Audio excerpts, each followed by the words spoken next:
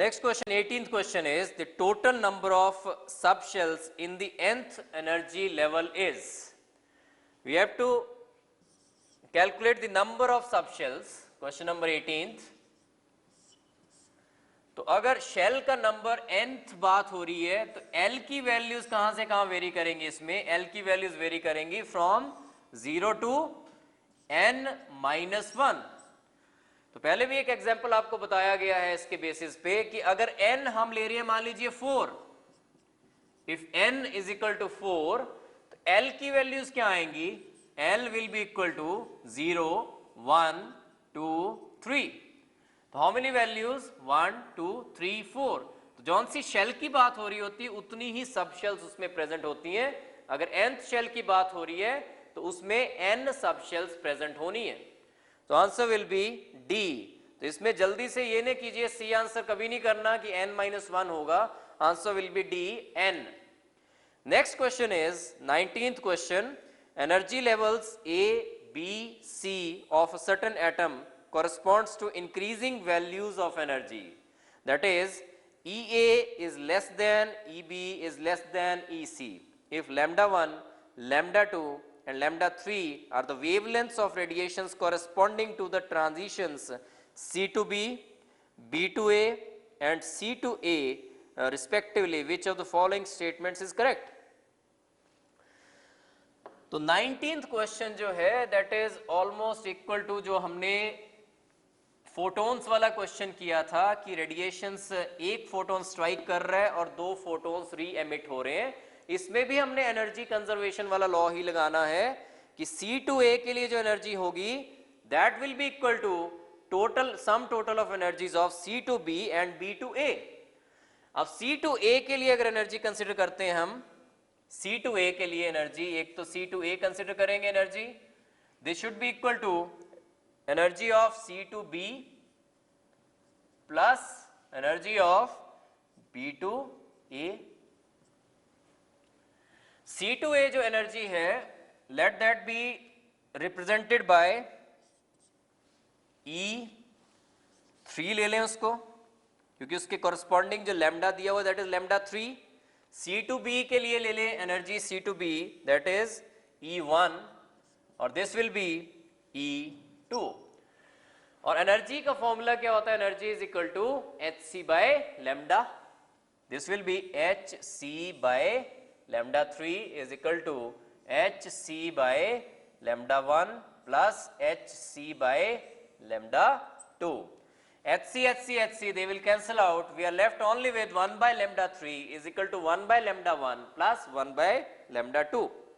So from this we have to calculate the value of lambda 3. तो इसमें हम LCM ले लेंगे lambda 1 lambda 2 plus lambda 1. So lambda 3 will be lambda 1 lambda 2 divided by lambda 1 plus lambda 2. This will be answer number B option. B is the correct option in this case. 20th question, the total number of forms of hydrogen molecules on the basis of study of isotopes is.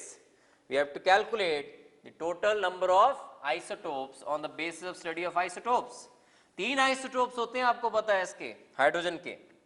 This is question number 20th. 3 isotopes are present. कौन से? Protium, deuterium and tritium. so, कौन कौन से molecules बन सकते हैं? H, D and T के। There will be total number of 6 molecules on the basis of these 3 isotopes and these will be, एक तो H2 हो सकता है, D2 हो सकता है, T2 हो सकता है, एक HD हो सकता है और एक DT हो सकता है और एक TH हो सकता है। These 6 possibilities are there that these 6 molecules can be formed. So total number of forms of hydrogen molecules on the basis of the study of isotopes are H2, D2, T2, HD, DT and TH. Answer will be 6, that is the B option. The 20th ka B. Next is 21st question. And 21st question is electromagnetic radiation, that is photon with the highest wavelength results when an electron in the hydrogen atom falls from n is equal to 5 to, देखिए इस question में highest wavelength की बात हो रही है और highest wavelength के लिए जो गैप होना चाहिए ट्रांजिशन में वो क्या होना चाहिए, that should be minimum gap. और फिफ्थ से इलेक्ट्रॉन किस पे आए सो दैट मिनिमम गैप आए, मिनिमम गैप कब आएगा, जब फिफ्थ से इलेक्ट्रॉन 4 पे आएगा। So it has to be n equal to 4, answer will be 21st का D answer, D is the correct option, n is equal to 4। Next is 22nd question. An atom has 3 unpaired electrons. The total spin of this atom will be, 3 unpaired हैं, एक unpaired का कितना spin आ जाता है, half लेते हो आप spin। 22nd question, 3 unpaired हैं, that is equal to 3 into half, number of unpaired electrons into half, that will give you the total spin। और टोटल स्पिन क्या आ जाएगा, 3/2, that is 1.5, this will be the answer. So 22nd का B answer 1.5 is the correct option. Next is 23rd question. The atomic number of nitrogen is 7 and that of hydrogen is 1। The total the number of electrons present in an ammonium ion. And what is ammonium ion, first of all आपको ammonium ion पता होना चाहिए, क्या होता है ammonium ion. 23rd question, ammonium ion is NH4 single positive. तो इसमें electrons की बात हो रही है, नाइट्रोजन में कितने होते हैं, 7 इलेक्ट्रॉन्स, एक हाइड्रोजन में 1 इलेक्ट्रॉन, 4 में कितने आ जाएंगे, +4, 11 हो गए, और एक पॉजिटिव भी है, that means it has lost 1 electron, that means कितने रह जाएंगे अगर एक इलेक्ट्रॉन लूज हो जाए, only 10 electrons। तो अमोनियम आयन हैज 10 इलेक्ट्रॉन्स। तो जिसके बारे में पूछ लिया जाए आपने क्या करना है, सबसे पहले तो इनके number of electrons add up करने हैं। अगर पॉजिटिव चार्ज दिया हुआ है, केटाइन है, दैट मीन्स इसने लूज किए इलेक्ट्रॉन्स। अगर नेगेटिव होता तो इलेक्ट्रॉन गेन किए, उतने इलेक्ट्रॉन आपने ऐड अप करने हैं। अगर पॉजिटिव है तो दैट मीन्स उतने इलेक्ट्रॉन्स आपने लूज करवाने हैं। वैसे 11 बना, 11 - 1 that is equal to 10। So 23rd is D option, 10. 24th question.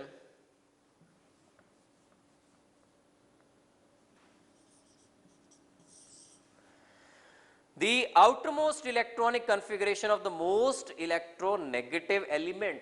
Most electronegative कौन से होते हैं, halogens होते हैं सबसे ज्यादा। respective periods में the most electronegative elements are halogens।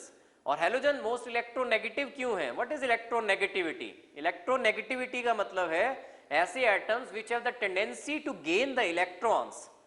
और गेन क्यों करेंगे, कौन से वाले एलिमेंट्स इलेक्ट्रॉन्स गेन करना चाहेंगे, इलेक्ट्रॉन्स गेन क्यों करते हैं एटम्स, या इलेक्ट्रॉन्स लूज क्यों करते हैं atoms, in order to be stable, in order to complete their octet और ड्यूप्लेट, नोबल गैस कॉन्फ़िगरेशन की तरफ आना चाहते हैं।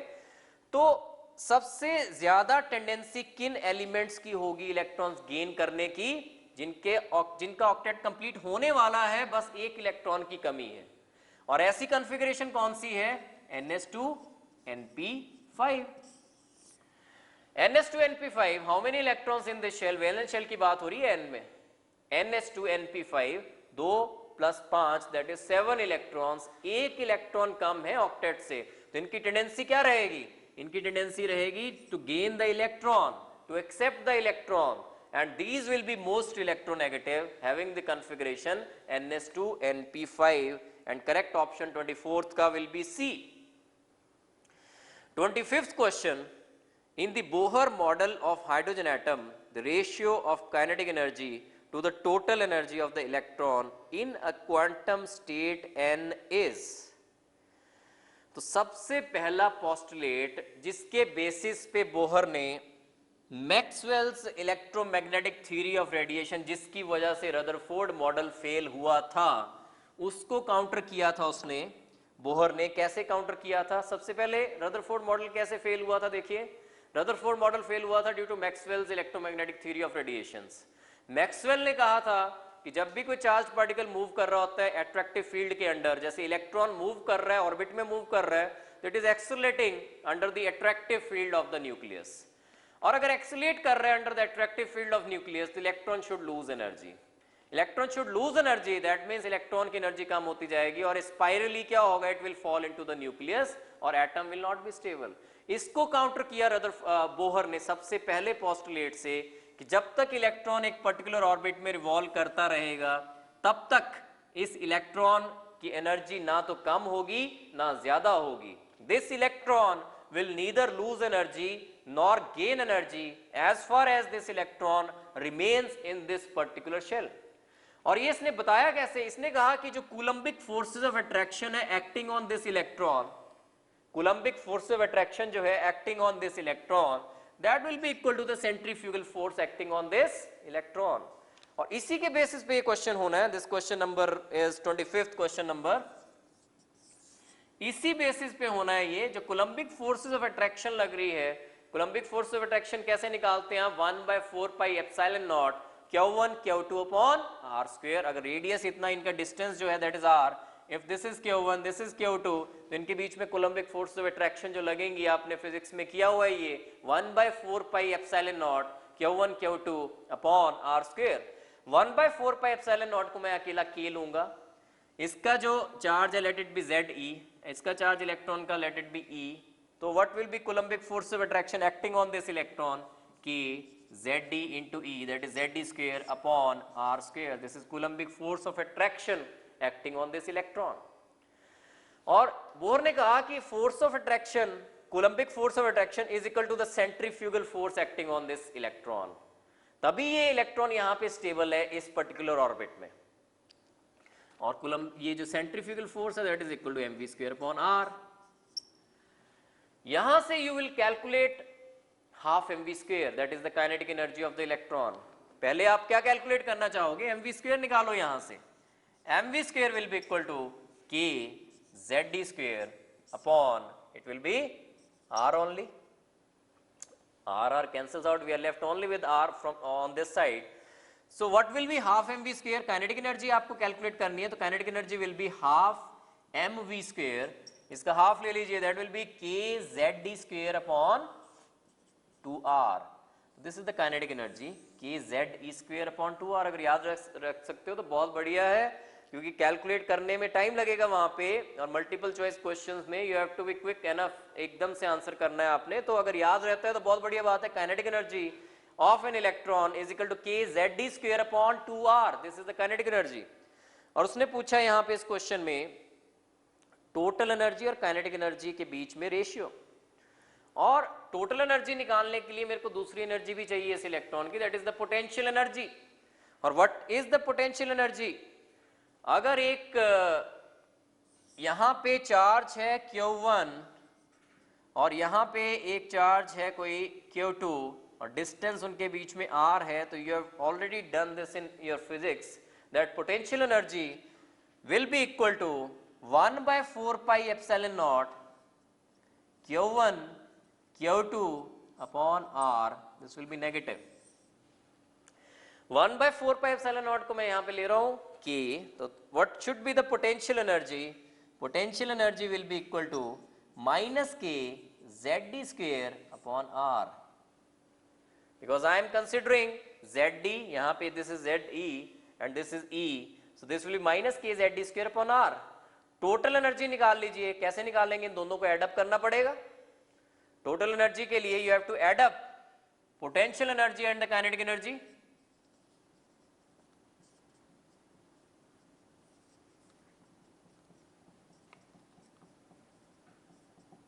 and this will be k zd square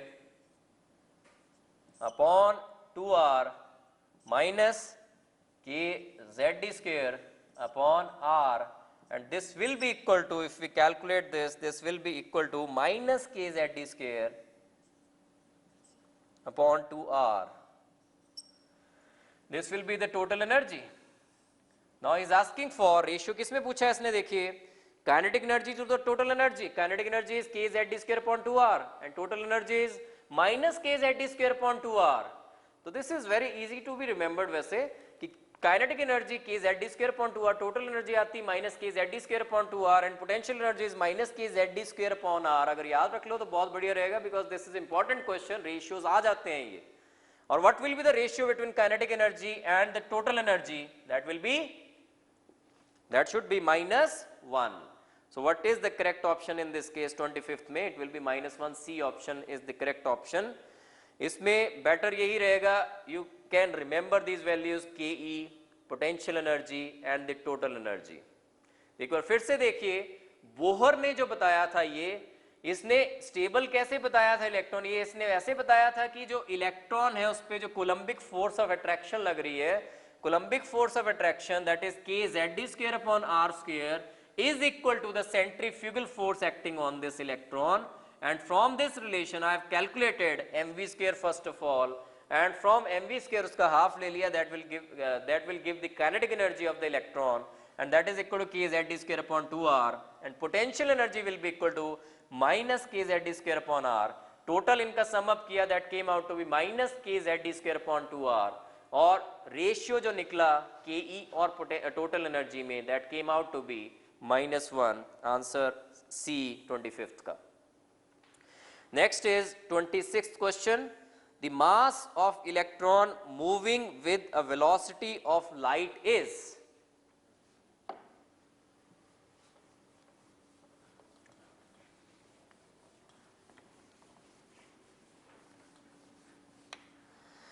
The mass of the electron moving with the velocity of light is, so you know this relation, that m, mass of the electron, a mass of the particle moving with the velocity v is equal to m naught 1 minus v square upon c square.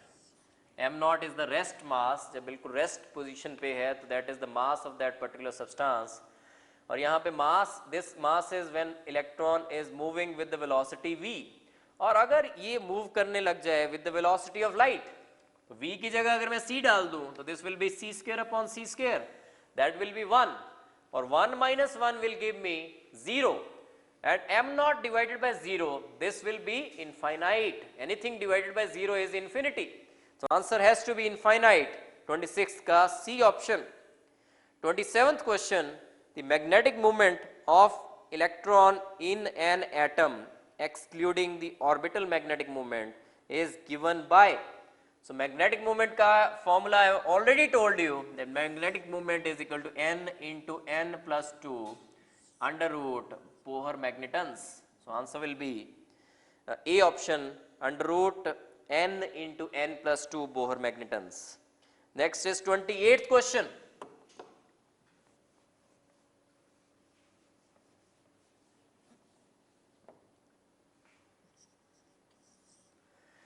Twenty question देखिए, which ion has the maximum magnetic movement. Maximum magnetic movement किसका होगा? जिसके number of unpaired electrons maximum है. तो इसमें आपको configurations आनी चाहिए. Mn3 positive first option. तो पहले तो मैग्नीज की लिखनी पड़ेगी, मैग्नीज की कॉन्फ़िगरेशन. तो मैंने आपको बताया था ये कि you have to remember this atomic numbers पक्के याद होने चाहिए आपको. मैंगनीज का देखिए इस ऑप्शन में, इस क्वेश्चन में there are no atomic numbers given. तो क्या बताया था मैंने आपको? दिस रिलेशन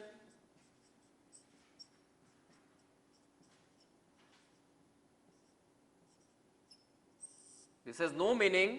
शक्ति वक्रमन फिको निकुंजन, शक्ति से मैंने बताया था स्कैंडियम, टी से आ जाएगा टाइटेनियम, and V से vanadium, क्रॉस से it will be chromium, that is manganese, then fico nicogen, this will be 26. These are atomic numbers from 21 to 30. Now I is saying manganese, अगर आपको याद है तो बहुत बढ़िया बात है, otherwise you can remember this with the help of this formula, शक्ति वक्रमन Fico निकुंजन. This will manganese is 25. तो एटॉमिक नंबर पता होंगे तभी आप मैग्नेटिक मूवमेंट के बारे में कुछ बता पाओगे. तो दिस इज 25. कॉन्फ़िगरेशन 25 के corresponding it will be argon 18 हो गए यहां तक. उसके बाद it will B 3d5 and 4s2 हो गए 25 पूरे. 18 प्लस 20 प्लस 5 25. लेकिन यहां पे बात किसकी हो रही है? Mn3 पॉजिटिव की. Mn3 पॉजिटिव मींस कितने लूज कर देगा इलेक्ट्रॉन? ये Mn3 पॉजिटिव का क्या बनेगा कॉन्फ़िगरेशन? 2 यहां से, 1 यहां से, तो we are left only with 3d4। तो 3d4 का मतलब है आपने अनपेयर्ड देखने हैं तो आपने 1 2 3 4 5 1 2 3 4 how many unpaired 4 unpaired. Next पे आ जाइए Cu2 पॉजिटिव कॉपर 2 पॉजिटिव तो कॉपर इज 29 के कॉरस्पॉन्डिंग जो कॉन्फ़िगरेशन आएगी that will be argon 18 and 3d10 4s1। This is anomalous configuration 29 copper की 3d10 4s1। कितने लूज करवाने उसने Cu2 पॉजिटिव 2 पॉजिटिव में 2 इलेक्ट्रॉन लूज करवाने एक तो ये लूज हो गया यहां से लूज हो जाएगा we are left only with argon and 3d9 means 1 2 3 4 5 6 7 8 9 only 1 unpaired. Next option पे आइए Fe3 पॉजिटिव। Fe का पहले कॉन्फ़िगरेशन देखिए Fe इज 26 तो इट विल बी आर्गन 18 हो गया and then we have 3d6 and 4s2। Fe3 positive 3 electrons loose करवाने कहां से लूज होंगे 2 तो जाएंगे यहां से एक और जाएगा we are left only with argon and 3d5 means पांचों के पांचों अनपेयर्ड इलेक्ट्रॉन्स और इससे ज्यादा अनपेयर्ड हो भी नहीं सकते d5 पांचों के पांचों अनपेयर्ड इससे ज्यादा अनपेयर्ड हो भी नहीं सकते तो मैग्नेटिक मूवमेंट किसका ज्यादा होना चाहिए जिसमें सबसे ज्यादा अनपेयर्ड इलेक्ट्रॉन्स हैं किसमें आ रहे हैं थर्ड ऑप्शन में Fe3 पॉजिटिव में सबसे ज्यादा अनपेयर्ड आ रहे हैं 5 अनपेयर्ड आ रहे हैं d5 कॉन्फ़िगरेशन है तो आंसर हैज टू बी 28 का सी Fe3 पॉजिटिव। तो 29th क्वेश्चन देखिए the number of nodal planes is greatest for the orbital. तो this has already been formula has already been taught to you that is number of nodal planes कितने होते हैं दो तरह के मैंने नोडल नोड्स बताए थे आपको एक तो radial and spherical nodes radial और स्फेरिकल नोड्स एक ही तरह की बात होती है एक ही बात होती है स्फेरिकल नोड्स होते हैं जो ऐसा spherical area around the nucleus जहां पे probability of finding the electron is 0। Nodal planes क्या होते हैं ऐसा प्लेन जो न्यूक्लियस से पास कर रहा है और उसमें probability of finding the electron is 0। Nodal planes के लिए जो फॉर्मूला है that is number of nodal planes is equal to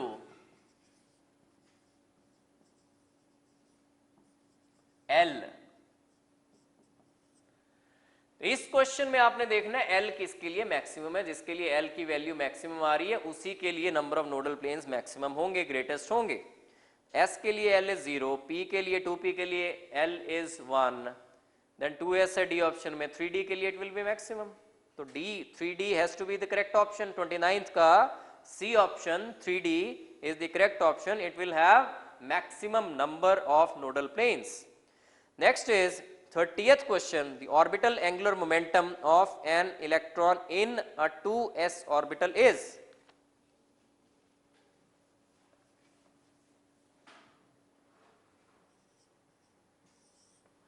तो 30th क्वेश्चन देखिए द ऑर्बिटल एंगुलर मोमेंटम पहली बात फॉर्मूला क्या था ऑर्बिटल एंगुलर मोमेंटम का orbital angular momentum is L √ L × L + 1 h/2 पाई और ये पूछ रहे orbital angular momentum 2s orbital के लिए 2s के लिए L इज 0 तो अगर 0 डाल दें this will be equal to 0 for 2s तो 0 आंसर आएगा इसका तो इट विल बी 30th का B option 0। 31st question which of the following electron transitions in a hydrogen atom will require largest amount of energy from कौन सी transition के लिए largest amount of energy is required this is the question. तो A और B option देखिए वो उसमें तो क्लियर हो रहा है इससे आपको रिलेशन एक याद रखना है 31st क्वेश्चन देखिए E2 minus E1 is more than E3 minus E2 is more than E4 minus E3 and continues मतलब जो गैप है एनर्जी गैप्स जो ऑर्बिट्स के बीच में वो आगे आगे चलते जाओगे ऊपर जाते जाओगे तो एनर्जी जो ऑर्बिट्स के बीच में एनर्जी गैप्स है वो कम होता जाता है E2 minus E1 is greater than E3 minus E2 is greater than E4 minus E3 तो फर्स्ट और सेकंड में तो पता चल रहा है कि it has to be n from n equal to 2 to n equal to 1 to n equal to 2, यही होना चाहिए, बिकॉज n इक्वल टू 2 से लेके n इक्वल टू 3 तक इलेक्ट्रॉन को ले जाने के लिए जो एनर्जी चाहिए होगी कम होगी as compare to that of first case. और C में आप इसको C करेंगे आंसर जल्दी से, क्योंकि आप ये देखिए C क्यों नहीं होगा, n is equal to infinity to n equal to 1, अगर इन्फिनिटी से इलेक्ट्रॉन 1 पे आए तो क्या एनर्जी चाहिए होगी? अगर इन्फिनिटी से इलेक्ट्रॉन 1 पे आ रहा है तो इलेक्ट्रॉन को एनर्जी चाहिए होगी क्या? नहीं, एनर्जी विल बी रिलीज्ड, क्योंकि जब इलेक्ट्रॉन लोअर ऑर्बिट से हायर पे जाता है तो एनर्जी इज रिक्वायर्ड, और जब इलेक्ट्रॉन हायर ऑर्बिट से लोअर पे आता है देन एनर्जी इज रिलीज्ड। यहां पे बात हो रही है एनर्जी रिक्वायर्ड की। Had it been n equal to 1 से लेके n इक्वल टू इन्फिनिटी तब तो स्ट्रेट अवे आंसर C होना चाहिए था, लेकिन यहां पे n इक्वल टू इन्फिनिटी से लेके n इक्वल टू 1 की बात हो रही है। Energy will be released in this case, but he is asking for energy required. तो अब आ रहे हैं हम, आंसर हैज टू बी या तो A या फिर D। Now you have to calculate the energies, first case में भी और A केस में भी और D केस में भी, तभी आंसर निकलेगा। तो फर्स्ट केस में जो डेल्टा E है ट्रांजिशन के लिए एनर्जी, मान लीजिए डेल्टा EA आ रही है फर्स्ट केस में, that will be equal to E1 1/1 square minus 1/2 square. कौन सा फॉर्मूला लगाया मैंने? ये फॉर्मूला मैंने लगाया कि En is equal to E1 divided by n square. E1 क्या आ जाएगा? E1 divided bye 1 square. E2 क्या आ जाएगा? E1 divided by 2 square. जो एनर्जी गैप आएगा that will be E2 minus E1, and that energy gap is delta EA। E2 minus E1 या E1 minus E2, जैसे मर्जी निकाल लो, you have to concentrate on the magnitude only. तो E1 common आ गया, 1/1 square minus 1/2 square, this will be equal to 3/4 E1। A option के लिए तो ये एनर्जी आ रही है। सिमिलरली डी के लिए निकालेंगे delta ED, that will B E1 1/3 से 5 पे जाना है तो 1/3 square minus 1/5 square, this will be equal to, if we calculate this, this is 16/125 E1। तो कंपैरिजन करना है, 3/4 बड़ा है या 16/125 बड़ा है? 3/4 is greater than 16/125, so this energy transition जो है, this transition जो है, this will require more energy, so answer will be A। 31st का it will be A option। 32nd question देखिए, the number of unpaired electron in chromic ion Cr3 positive atomic number 24 is. तो इसमें भी सबसे पहले क्या आना चाहिए लिखना आपको? कॉन्फ़िगरेशन आनी चाहिए, उसी के बाद आप कर सकते हो इसको। 32nd क्वेश्चन,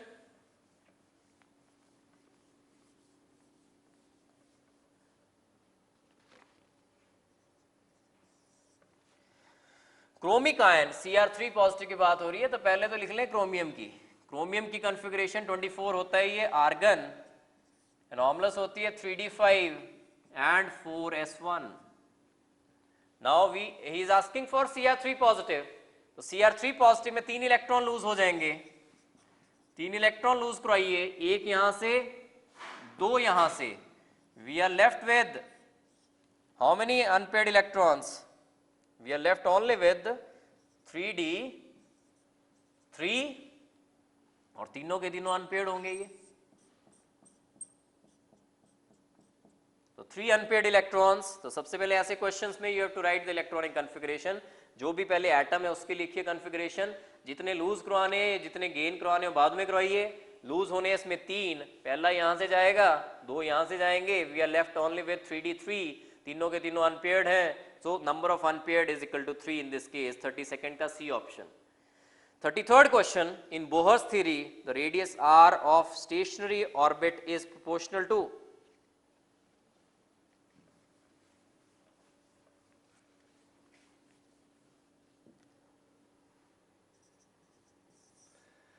तो Rn आपको बताया गया है is equal to R1 into n square, this is the relation। so Rn is proportional to n square, this has to be B option, 33rd का B।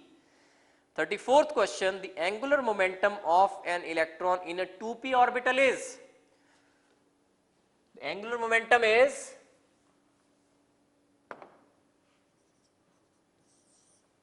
angular momentum formula is L into L plus 1 h upon 2 pi.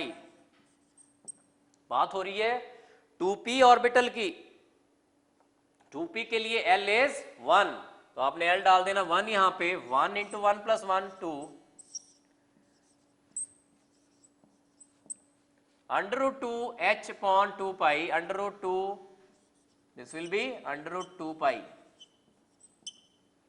So answer has to be h upon under root 2 pi, and that will be B option. B is the correct option, h upon under root 2 pi. तो formula यही लगाया angular momentum के लिए, under root L into L plus 1 h upon 2 pi. L की value 2p electron के लिए is 1, 1 डाल दिया यहाँ पे, 1 into 1 plus 1 that is 2 under root 2 h upon 2 pi.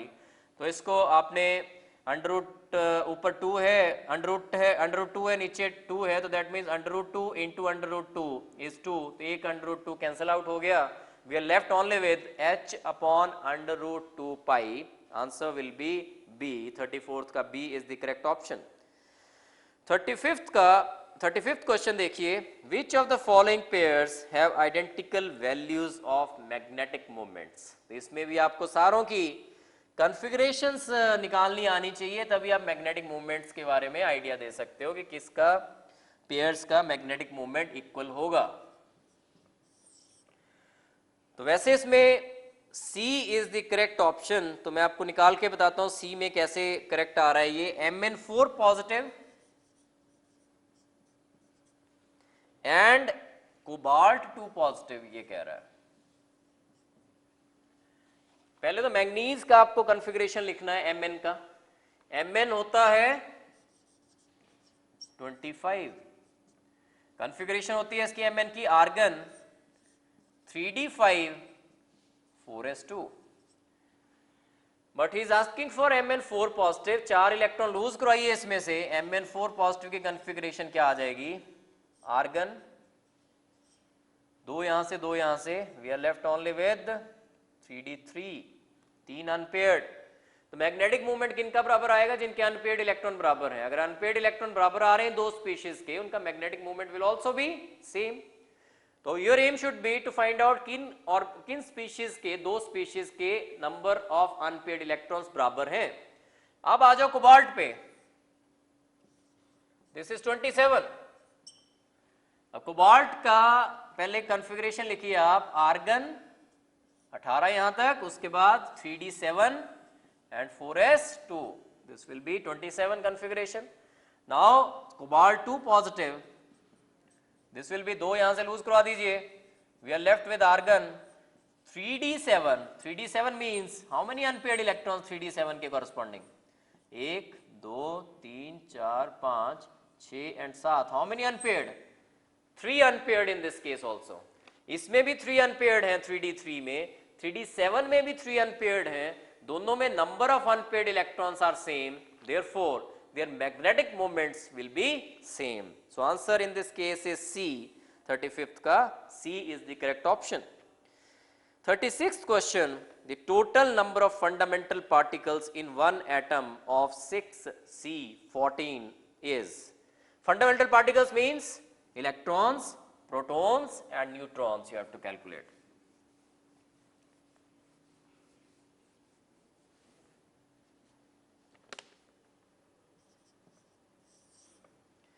C14 atomic number corresponds to protons. protons कितने आ गए 6, electrons कितने होने चाहिए इक्वल टू protons. neutrons कितने आ जाएंगे, mass number minus atomic number, 14 minus 6 that is 8. that will be number of neutrons will be 8. तो जिस order में पूछा है उसी ऑर्डर में देखिए, the total number of fundamental particles, okay he is asking for total number of fundamental particles. Add up कर देना आपने, 6 plus 6 12, 12 plus 8 20. so answer has to be D option. 36 का answer is D 20.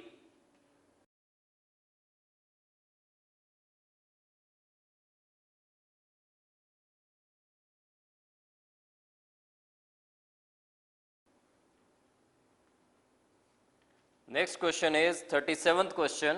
Which atom has 18 electrons in its valence shell? And it will be palladium, because its configuration is, its first of all atomic number is 46, and if we write the configuration of palladium 46 atomic number को consider करते हुए हम expected configuration पहले लिखें तो क्या आनी है इसकी, देखिए इट विल बी आर्गन 18 हो गए यहां तक, 3d10 and then it will be 4s2, 4p6 and then 5s2 and 4d8. This is the expected configuration palladium की, but its actual configuration will be यहाँ से 5s2 से 2 इलेक्ट्रॉन जो हैं they will go into 4d subshell, और configuration जो आएगी इसकी that will be argon 3d10, 4s2, 4p6 and 4d10. This is the actual configuration of palladium. So how many electrons in the valence shell? देखिए 10 plus 6 16 plus 2 18 electrons in its valence shell. So it has anomalous configuration. You have to remember that palladium की 46 जो expected है, आप Aufbau principle के according अगर भरें electrons तो it will be like this: argon 3d10, after that 4s2, 4p6, 5s2 and 4d8. But these two electrons will go into this 4d subshell in order to make it fully filled, or fully filled configuration will be more stable, or therefore actual configuration of palladium will be argon 3d10, 4s2, 4p6 and 4d10, and there are 18 electrons in its valence shell. So answer will be C option, palladium. Next question, 38th question. Which electronic level will allow the hydrogen atom to absorb photon but not to emit? अब देखिए जब photon absorb होगा, atom will absorb the photon, then it will require some energy, और lower energy state से electron जो है higher energy state पे जाएगा. लेकिन यहाँ पे पूछा जा रहा है which electronic level will allow the hydrogen atom to absorb photon but not to emit. So it has to be 1s, because 1s से नीचे इलेक्ट्रॉन जा ही नहीं सकता. तो एमिशन कैसे होनी है? एमिशन हो ही नहीं सकती, बिकॉज 1s से नीचे अगर इलेक्ट्रॉन जा ही नहीं सकता, that is the lowest state. और एमिशन तब होती है अगर हायर स्टेट से इलेक्ट्रॉन लोअर स्टेट पे आए, हायर एनर्जी लेवल से लोअर एनर्जी पे आए. यहाँ पे 1s से नीचे जब इलेक्ट्रॉन जा ही नहीं सकता, this is the lowest energy level, तो it can allow the hydrogen atom to absorb photon but not to emit. Emission नहीं हो पाएगी in case of 1s. So answer has to be 1s, that is A option, 38th का. 39th question, maximum number of electrons in a subshell is given by. Now he is asking for maximum number of electrons. आपको पता है max जो orbitals होते हैं they are given by, अगर आपको azimuthal quantum number पता है तो मैग्नेट जो orbitals हैं they are given by this formula. These are the number of orbitals. Number of orbitals are equal to 2l plus 1. अब हर एक ऑर्बिटल में दो दो इलेक्ट्रॉन आ सकते हैं मैक्सिमम. सो इसमें कितने आ जाएंगे? नंबर ऑफ इलेक्ट्रॉन्स कितने हो जाएंगे? इसका double. Therefore number of electrons will be equal to twice of this, that is 2 into 2l plus 1, that will be equal to, so this is the option given, and this option is B option, 2 into 2l plus 1. Next is 40th question. An electron jumps from 5th orbit to 3rd in hydrogen atom. The number of spectral lines is, 5 में से 3rd पे आ रहा है, तो how many spectral lines are possible? How many spectral lines will be formed in the spectra अगर 5th से electron 3rd पे आए? So this is 40th question.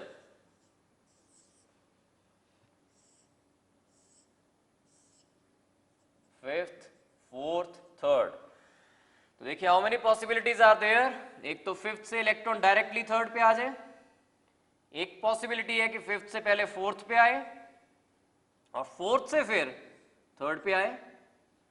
तो these three possibilities are there. Fifth से third directly, fifth से fourth, and then from fourth to third. So how many spectral lines?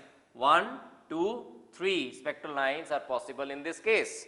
So answer will be B, 40th ka 3 spectral lines are possible in this case. Next question, 41st question. The ratio of mass of proton and electron is. अब आपको पता है कि proton जो है that is 1837 times heavier. Proton is 1837 times heavier than electron. तो क्या ratio होना चाहिए? Ratio of mass of proton and electron should be 1837. So nearest option देखिए कौन सी आ जाएगी. It will be B. 1.8 into 10⁻³ is 1800. तो यही रेशियो आ जाएगा. वैसे तो आना था प्रोटॉन के मास का रेशियो और इलेक्ट्रॉन के मास का ratio. It should have been 1837. This is approximately 1800 times. So answer will be B, 1.8 into 10⁻³. 42nd question. Which of the following statements is not correct about alpha particles? So he is asking that which of the following statements is not correct. So it will be C. They are more penetrating than gamma rays. तो इन तीनों में alpha beta gamma में सबसे ज्यादा penetration power होती है gamma rays की. But he is saying that they are more penetrating. That means alpha particles को कह रहा है कि alpha particles are more penetrating than gamma rays. It is false statement because alpha particles are quite heavy. उनकी penetration power बहुत कम होती है as compare to those of gamma rays. So incorrect statement या not correct about alpha particles जो है statement should have been C. So answer will be C in this case. They are more penetrating than gamma rays. 43rd, Millikan's oil drop experiment is used to find charge on the electron. Millikan's oil drop experiment से charge of the electron can be found out. 44th question, the first emission line in the atomic spectrum of hydrogen in the Balmer series appears at. First emission line in the atomic spectrum of hydrogen in the Balmer series. Balmer में N1 क्या होगा?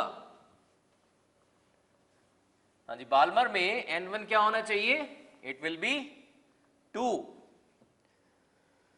He is asking that first line will appear at. This is 44th question. This will be R into. Formula is 1 by n1 square minus 1 by n2 square. This is the formula, Rydberg formula. First line in the Balmer series, R. Balmer series है तो n1 has to be 2 square. First line कब होगी? जब electron third से second पे आएगा. It will be 1 by 2 square minus 1 by 3 square.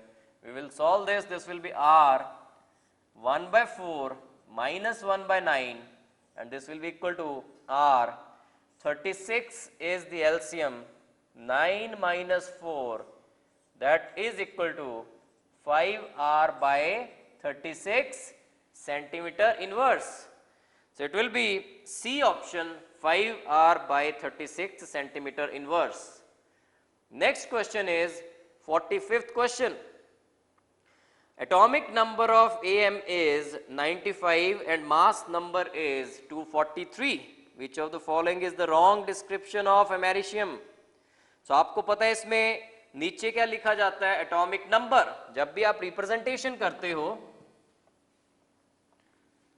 तो आपने नीचे बेस में लिखना होता है एटॉमिक नंबर और ऊपर लिखना होता है एटॉमिक मास नंबर.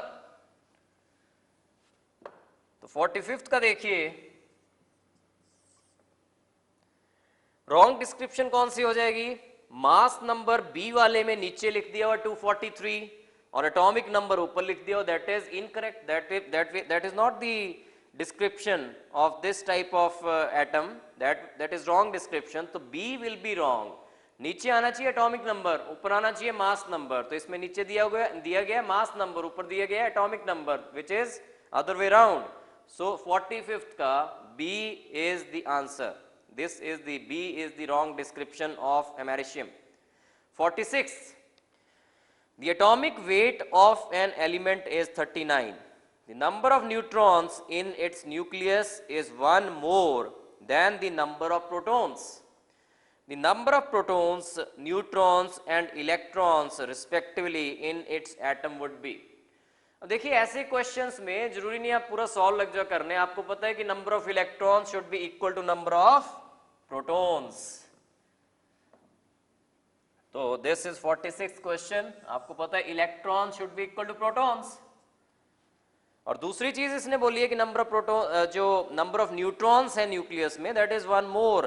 तो न्यूट्रॉन्स एक ज्यादा होना चाहिए. तो ऐसी ऑप्शन देखिए पहले तो कि रेशियो देखिए कि तो नंबर किस हिसाब से बोले इसने, प्रोटॉन्स, न्यूट्रॉन्स एंड इलेक्ट्रॉन्स. तो protons and electrons first and third, first and third should be same और बीच वाला जो न्यूट्रॉन है वो एक ज्यादा होना चाहिए. तो ऐसी ऑप्शन कौन सी है, फर्स्ट एंड थर्ड सेम आ रहे हैं.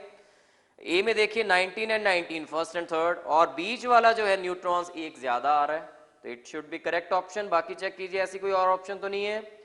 19 19 20 20 19 19 20 20 19 बीच में 19 डी ऑप्शन में. लेकिन दैट इज रॉन्ग बिकॉज इसने बोला है the number of neutrons in its nucleus is 1 more than number of protons. तो प्रोटॉन्स और इलेक्ट्रॉन्स बराबर और न्यूट्रॉन एक ज्यादा होना चाहिए. तो आप देखिए proton, neutron and electron 19 20 and 19. It will B correct option A. 47th, the charge on the atom containing 17 protons, 18 neutrons and 18 electrons is. 17 protons means positive 17 charge. 47th question. 17 protons, that is equal to positive 17. Neutrons, they do not have any charge. Then we have 18 electrons.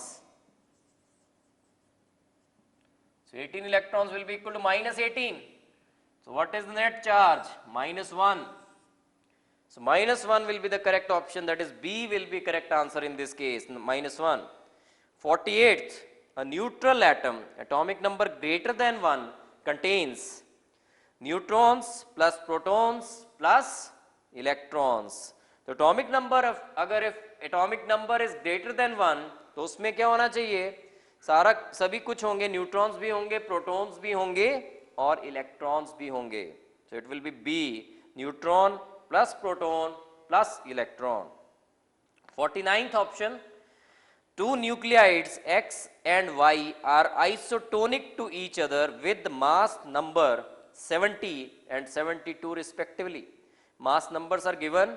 दो nuclides हैं X and Y और isotonic हैं. Isotonic means उनके number of neutrons दोनों cases में equal होंगे. Isotonic species में number of neutrons are equal. If the atomic number of X is 34 then that of Y would be. तो X के case में देखिए एटॉमिक नंबर दे दिया हुआ इसने और मास नंबर पता है आपको.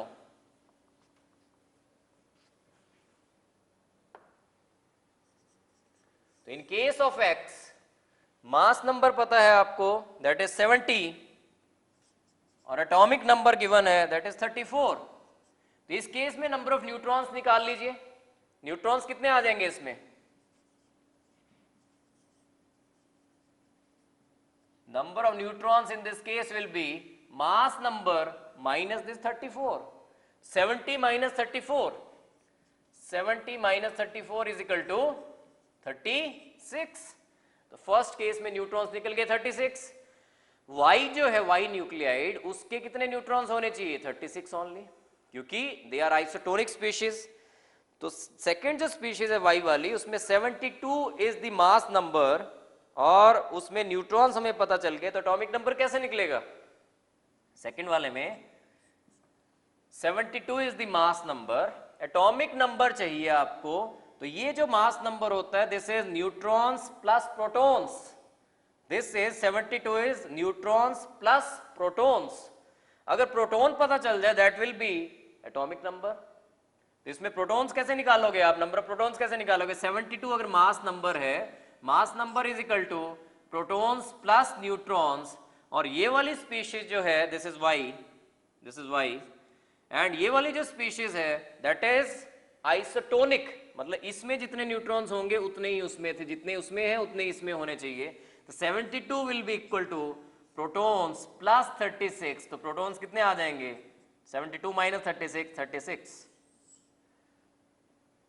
तो अगर प्रोटॉन्स 36 है what will B its atomic number 36, so it will be represented like this 36 y 72। so इस केस में आंसर विल बी 36। एक बार फिर देखिए इस क्वेश्चन को, दो न्यूक्लियाइड्स हैं x and y, they are isotonic to each other. Isotonic means उनके number of neutrons will be equal. First case में मैंने क्या किया, सबसे पहले नंबर ऑफ न्यूट्रॉन्स काउंट किए, 70 मास नंबर x का, 34 is the atomic number, 70 minus 34 they will give the number of neutrons, 36 neutrons आ गए इसमें। सेकेंड केस में mass number is given 72, he is asking for the atomic number of y। तो ये जो 72 है this is number of protons plus neutrons. Neutrons कितने होंगे इसमें, बिकॉज आइसोटोनिक है with that species x species, तो इसमें भी न्यूट्रॉन्स कितने होंगे 36 plus protons is equal to 72। Protons निकाल लिए, they came out to be 36 और प्रोटॉन जितने होंगे उतना ही एटॉमिक नंबर होगा, तो दिस इज 36। तो answer will B B 36। 50th question, the values of E over m charge over mass for the particles of cathode rays is always constant, because ये मैंने बताया था कि cathode rays are nothing but they are streams of electrons। Electrons हैं और electron चाहे कोई भी गैस हो डिस्चार्ज ट्यूब में, इलेक्ट्रॉन्स तो सेम होने हैं, इलेक्ट्रॉन्स में कोई डिफरेंस नहीं होना है। इलेक्ट्रॉन जो है कैथोड रेज जो हैं they are independent of the nature of the gas taken inside the discharge tube, because electrons का charge over mass ratio cathode rays हैं अगर they are electrons only, और electrons का charge over mass ratio will always be constant, that will not depend upon the nature of the gas taken inside the discharge tube। so 50th का answer will be A option, that is A it is always constant, E over m will be always constant। Next is 51st question, 1 mole of a diatomic element X2 contains 34 moles of electrons and 40 moles of neutrons, what is the isotopic formula of that element। तो X2 के बारे में बात हो रही है यहाँ पे। अगर X2 का एक मोल है, डायटोमिक एलिमेंट है ये, X2 contains 34 moles of electrons. अगर X2 में एक मोल में 34 मोल्स ऑफ इलेक्ट्रॉन्स हैं, तो एक मोल अगर X का लिया जाए उसमें कितने इलेक्ट्रॉन्स होने चाहिए, ठीक है जी। इसमें देखिए 51 जो है X2 के बारे में बात हो रही है, 1 मोल में X2 में 34 moles of electrons and 40 moles of neutrons. X की बात हो तो कितने हो जाएंगे 17 electrons and how many neutrons 20 neutrons. अब इसका आइसोटोपिक फॉर्मूला लिखना है आपने। अगर इलेक्ट्रॉन 17 है तो 17 ही प्रोटॉन्स होंगे, और आइसोटोपिक फॉर्मूला लिखने के लिए ऊपर क्या लिखना पड़ता है, मास नंबर।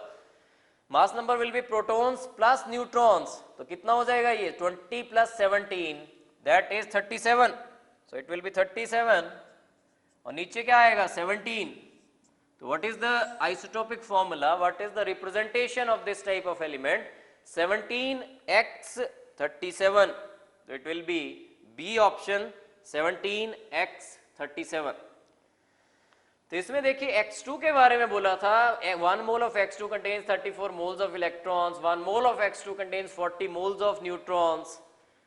X में कितने कितने होंगे, X में इसका हाफ हो जाएगा 17, इसके हाफ हो जाएंगे न्यूट्रॉन्स, और जितने इलेक्ट्रॉन्स है उतने ही प्रोटॉन्स होंगे। और इसका जो आइसोटोपिक फॉर्मूला है ऊपर क्या आता है, mass number, neutrons plus protons, so it will B 17 plus 17 20 plus 17 neutrons plus protons, that will be 37 and नीचे क्या आ जाएगा, this is protons, so it will be 17x 37, that is B option 17x 37। 52nd question, the mass number of an anion X3 negative is 14. If there are 10 electrons in the anion, the number of neutrons in the nucleus of the atom X of the element will be. तो neutrons के बारे में पूछ रहा है और X3 negative के बारे में बताया गया है कि X3 नेगेटिव में X3 नेगेटिव का मास number is 14.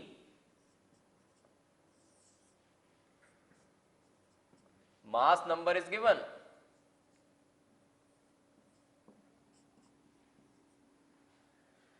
If mass number is given, what is the mass number? That is neutrons plus protons. That is the mass number. अब X3 negative का mass number is 14. If there are 10 electrons in the anion, 10 electrons अगर X3 negative में हैं, तो X में कितने electrons होने चाहिए? हाँ जी, X3 negative में अगर 10 electrons हैं, तो X में कितने electrons होने चाहिए? 7. क्योंकि X3 नेगेटिव कैसे बना फ्रॉम X ने 3 इलेक्ट्रॉन्स गेन किए तब X3 नेगेटिव बना. अब X3 नेगेटिव में अगर 10 इलेक्ट्रॉन गिवन है तो X में कितने इलेक्ट्रॉन होने चाहिए? 7. और यहां से देखिए कि what will be the number of protons in this case. What should be the number of protons?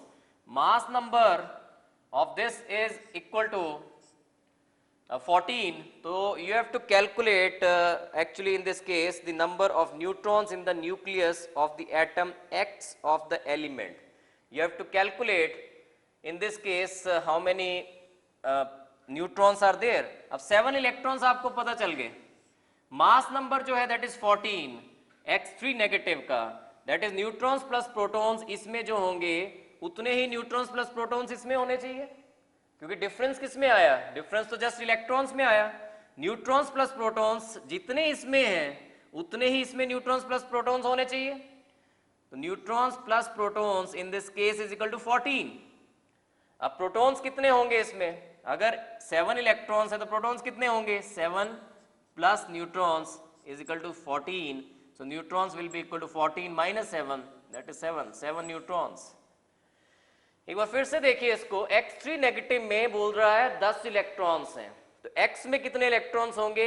7 electrons. यहां से आपको क्या पता चल गया? X में कितने प्रोटॉन्स हैं. अगर 7 इलेक्ट्रॉन्स हैं तो 7 प्रोटॉन्स होंगे. अब मास number of X3 negative is given that is 14. तो मास नंबर क्या होता है? Neutrons plus protons. X3 negative में और X में न्यूट्रॉन्स और प्रोटॉन्स में तो कोई चेंज नहीं लेके आए, जस्ट इलेक्ट्रॉन्स में चेंज आया. Neutrons and protons they are present inside the nucleus. अगर इसमें 3 इलेक्ट्रॉन ऐड किए तब ये बना. न्यूट्रॉन्स और प्रोटॉन्स तो इसके भी बराबर हैं, इसके भी बराबर हैं. तो न्यूट्रॉन्स प्लस प्रोटॉन्स इसके अगर 14 गिवन है तो यहाँ पे आ जाइए आप. न्यूट्रॉन्स प्लस प्रोटॉन 14 आ गए इसके भी. और इसके प्रोटॉन्स जितने इलेक्ट्रॉन्स हैं उतने प्रोटॉन्स होंगे इसके X के. X के हमने इलेक्ट्रॉन्स निकाल लिए 7 इलेक्ट्रॉन्स. तो X में प्रोटॉन्स कितने होने चाहिए? 7 ओनली. तो 7 प्रोटॉन्स आ गए इसमें. और न्यूट्रॉन्स निकालने हैं. न्यूट्रॉन्स n रख लीजिए plus 7 protons is equal to 14. n will be equal to 7. So number of neutrons in this case is 7. That is 52nd का it will be C option 7. 53rd question. If the table of atomic weights were established with oxygen atom assigned a value of 100, the atomic weight of carbon would be. This is a simple question. Unitary method से किया जा सकता है ये question.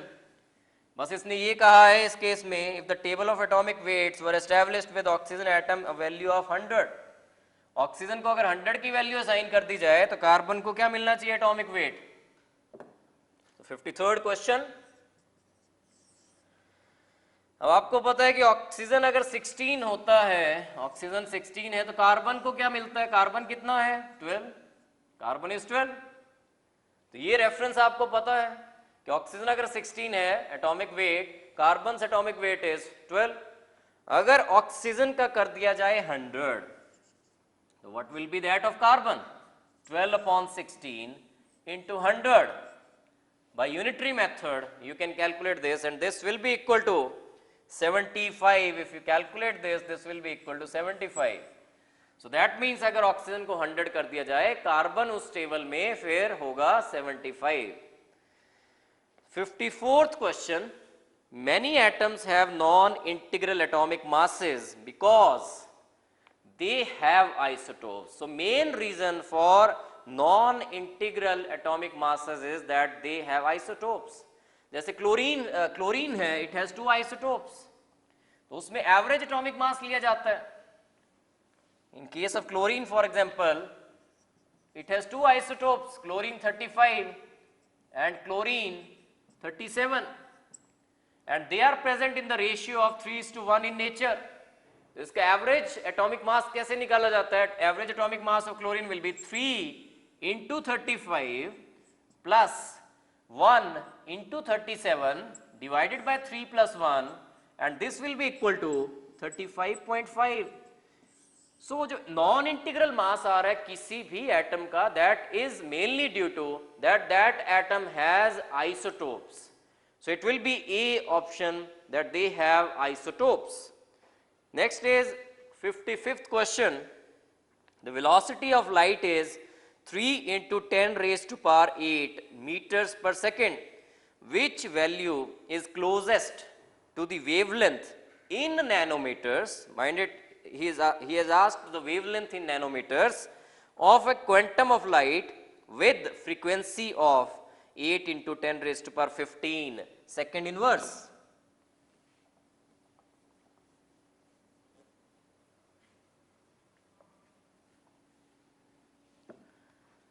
So 55th question is,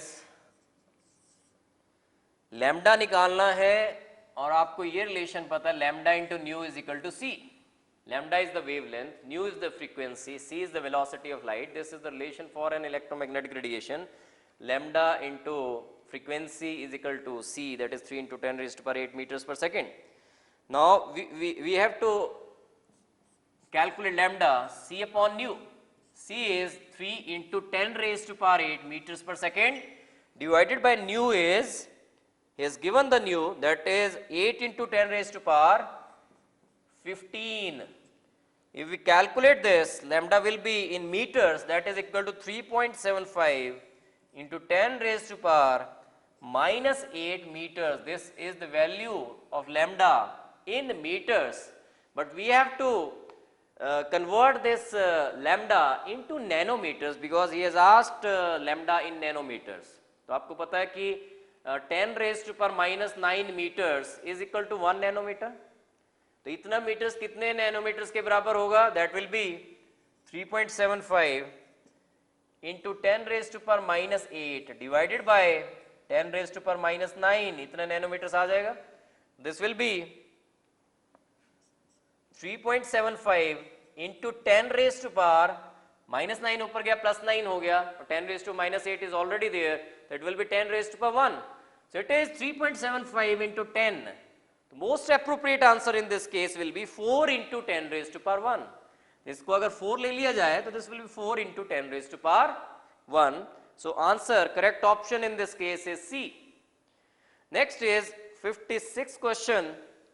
Which electronic level will allow the hydrogen atom to absorb photon but not to emit? So it has to be 1s. 57th. Which describes the orbital? Now you have to be very careful. Orbital को जो describe करता है, that is psi. It will not be psi square. Orbital को जो describe करता है, that is psi. It will not be psi square. 57th का. Psi square gives the probability of finding the electron at a particular point around the nucleus. It gives the probability of finding the electron. Psi is the amplitude of the electronic wave, and amplitude square will give the intensity of the electronic wave, but the orbital is described by psi only.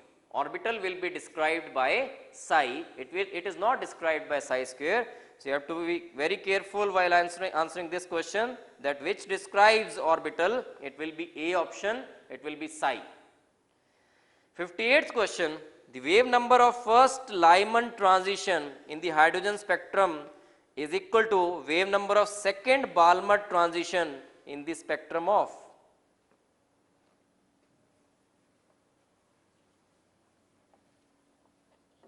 So 58th question is, the wave number of first Lyman transition in the hydrogen spectrum is equal to the wave number of the second Balmer transition in the spectrum of, that means we have to calculate Z for the second part जो है question का, उसका Z निकालना है. Z निकल गया तो आप उसका हाइड्रोजन लाइक स्पीशीज कौन सी है वो आप निकाल लोगे. तो फर्स्ट केस में देखिए, जो फर्स्ट पार्ट है, wave number of first Lyman transition in the hydrogen spectrum, first Lyman 1 by n1 square, 1 by n1 square will be 1 by 1 square, Lyman है, माइनस फर्स्ट की बात हो रही है तो it will be 1 by 2 square, तो this will be equal to 3 by 4r. So this is the first part, wave number of the first line in the Lyman series या first transition जो होगी Lyman में, that will be r into 1 by 1 square minus 1 by 2 square, that is equal to 3 by 4r. Now this has to be equal to wave number of which type of hydrogen like species ये पूछा हुआ है, r into z square. और कौन सी वाली transition है उसमें, second Balmer transition. Second Balmer means n1 क्या होना है, n1 इसमें बाल्मर ट्रांजिशन है, n1 has to be 2, 1 by 2 square minus second कौन सी होगी, 3 से 2, that is first transition, fourth से second, that will be second transition, तो 1 by 4 square, this will be equal to r z square into 3 by 16 if we calculate this. Now both these wave numbers have to be equal. इन दोनों को equate कर देना आपने. You will equate both of these. जब equate करोगे तो r वगैरह cancel out हो जाने हैं. You have to calculate the value of z and z will come out to be, in this case it will be 2. अगर calculate करें इन दोनों को इक्वेट कीजिए आप, 3 by 4r is equal to r into z square into 3 by 16. 3 cancels out, r cancels out. We are left with the z square is equal to 16 by 4, that is equal to 4. So what will be z? Z will be 2. So z will be 2 in this case. अब z 2 है तो what will be, which type of species it is? It will be helium positive. Hydrogen like species will be helium positive. For helium positive, Z is 2. Atomic number is 2. So it will be helium positive.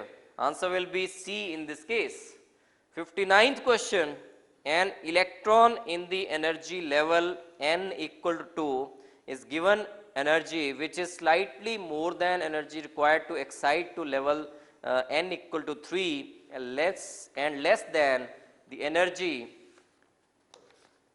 required to excite to level n equal to 4, the electron will.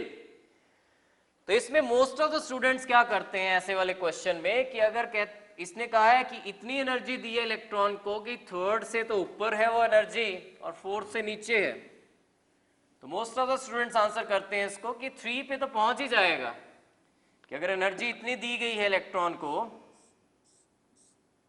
कि first second third fourth की energy इतनी दी गई है कि third से ऊपर है, fourth से नीचे है, तो थर्ड पे तो आ ही जाएगा कि थर्ड से ऊपर है, but it will not B excited up to 3. It will not be excited in this case because of the quantization theory, Planck's quantum theory. अगर थर्ड पे इलेक्ट्रॉन लेके जाना है थर्ड शेल पे तो एनर्जी एग्जैक्टली कितनी होनी चाहिए, E3 माइनस E1. अगर फोर्थ पे इलेक्ट्रॉन को लेके जाना है तो एग्जैक्टली कितनी एनर्जी मिलनी चाहिए इलेक्ट्रॉन को, E4 minus E1. Exact amount of energy होनी चाहिए. अगर एनर्जी आप बीच में दे रहे हो तो it will not be excited in the same manner. अगर आप सोचें इसको लैडर का एग्जांपल लें, if a person has to go to fourth step in the ladder, fourth step पे जाना है तो पांव एग्जैक्टली फोर्थ पे पड़ना चाहिए. अगर बीच में पांव जाता है यहां पे तो क्या होगा उसका, he can fall down also, वो गिर भी सकता है. सिमिलरली यही है प्लैंक्स क्वांटम थ्योरी कि अगर फर्स्ट से फोर्थ पे जाना है या फर्स्ट से थर्ड पे जाना है तो एग्जैक्टली एनर्जी कितनी होनी चाहिए, E3 माइनस E1. अगर फोर्थ पे जाना है तो एनर्जी कितनी होनी चाहिए, एग्जैक्टली E4 माइनस E1. अगर बीच वाली एनर्जी दी जाती है then there will not be any excitation. This is very important question that it will not be excited. So 59th का C option, it will not be excited.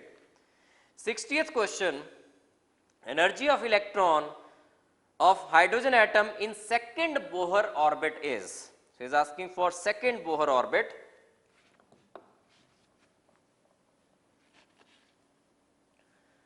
So this is in case of hydrogen.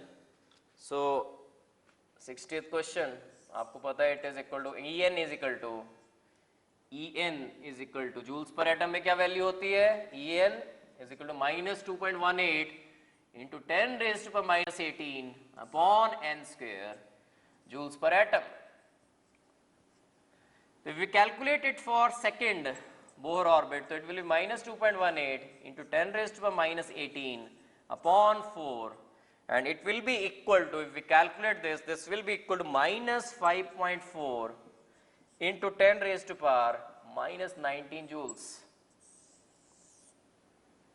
So it will be A option, minus 5.44 into 10 raised to power minus 19 joules.